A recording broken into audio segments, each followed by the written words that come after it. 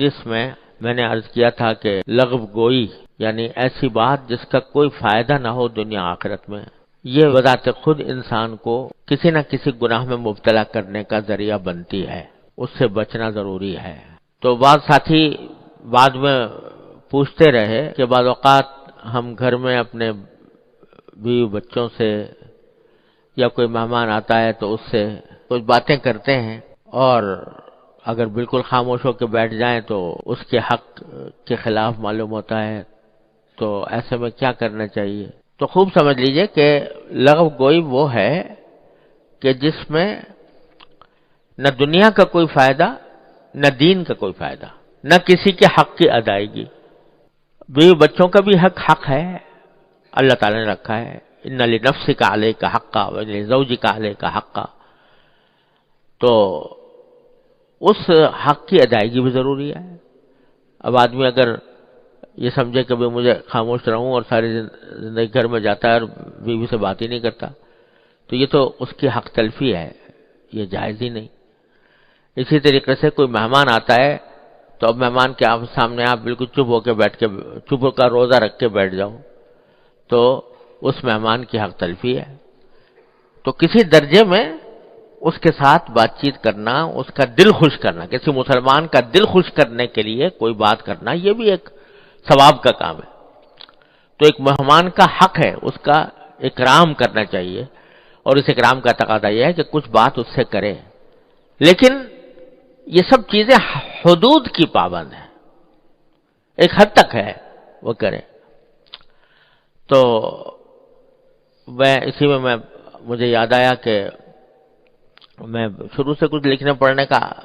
سلسلہ رہتا ہے، تو اکثر و بیشتر ایسا ہوتا تھا، خاص طور سے جب میں کتب خانے میں بیٹھ کے کام کرتا تھا، کہ کام کر رہا ہوں، کچھ ذہن حاضر کیا، کچھ کتابوں کا مطالعہ کیا، کچھ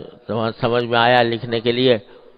ابھی مضمون سمجھ میں آیا ہی تھا، قلم ہاتھ میں لیا تھا کہ کوئی صاحب پہنچ گیا، السلام علیکم، اور انہوں نے مصافحہ کرنا شروع کیا اور باتیں شروع کر دی۔ طبیعت بڑی الجھتی تھی کہ اب سب کچھ تیار جو ذہن میں کیا تھا وہ تھوڑی دیر میں رخصت ہو جائے گا، تو یہ الجھن رہتی تھی۔ ہمارے حضرت والا اللہ تعالیٰ ان کے درجات بلند فرمایا، تعریف قدس اللہ تعالیٰ سرہ سے میں نے اپنی یہ بات ذکر کی، تو حضرت نے فرمایا کہ بھائی یہ بتاؤ کہ جو تم لکھنے کا کام کر رہے ہو یہ اپنے ذات کے لیے کر رہے ہو، اللہ میاں کو خوش کرنے کے لیے کر رہے ہو، اللہ تعالیٰ کی خوشنودی حاصل کرنے کے لیے کر رہے ہو؟ اگر اللہ تعالیٰ کی خوشنودی حاصل کرنے کے لیے کر رہے ہو تو اس وقت خوشنودی اس میں ہے کہ جو مہمان آیا ہے اس کا اکرام کیا جائے، اس سے بات کی جائے، اور وقت کے تقاضے کا اعتبار کرنا چاہیے۔ اس وقت میں مجھ سے کیا مطالبہ ہے، اس وقت میں میرے ذمہ کیا حق ہے۔ بے شک تم نے اپنے ذہن میں ایک منصوبہ بنا رکھا ہے کہ آج مجھے اتنا کام کرنا ہوگا، یہ کرنا ہوگا، وہ کرنا ہوگا، لیکن اب اس وقت ایک مہمان آیا ہے تو اس مہمان کا حق ہے کہ تم تھوڑی توجہ اس کی طرف دو، اسے سلام کا جواب دو، اس کی خیریت دریافت کرو، اس کا کچھ اگر وہ کوئی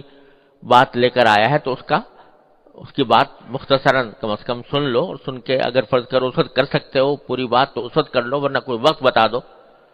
اس کا حق ہے یہ۔ تو اب چونکہ حق کی ادائیگی کر رہے ہو تو یہ بھی اللہ تبارک و تعالیٰ کے حکم، اللہ تعالیٰ کی رضا کے لیے کر رہے ہو۔ ہاں اگر وہ پہلا کام کر رہے تھے اپنے نفس کے حظ کے لیے، لذت کے لیے، اور اس وجہ سے برا لگ رہا ہے کہ میں اپنے نفس کے حظ کو چھوڑوں، تو پھر نفس کی نفسانیت ہو گئی ہے، تو پھر شریعت نہ ہوئی۔ تو ایسی بات فرمائی کہ اس کے نتیجے میں سارا یہ اشکال دور ہو گیا۔ تو بہرحال مہمان کا حق ہوتا ہے کہ کچھ دیر اس سے بات کی جائے، لیکن یہ خوب سمجھ لو مہمان کا حق یہ ہے کہ اس کا اکرام کیا جائے، اس کے سلام دعا کی جائے، اس کی خیریت دریافت کی جائے، اگر وہ کوئی بات لے کر آئے تو مختصر بات اس کے ساتھ کر لی جائے، یہ سارا مہمان کا حق ہے۔ لیکن مہمان کا حق یہ نہیں ہے کہ وہ تمہارا وقت ضائع کرے، یعنی تھوڑی دیر تک اس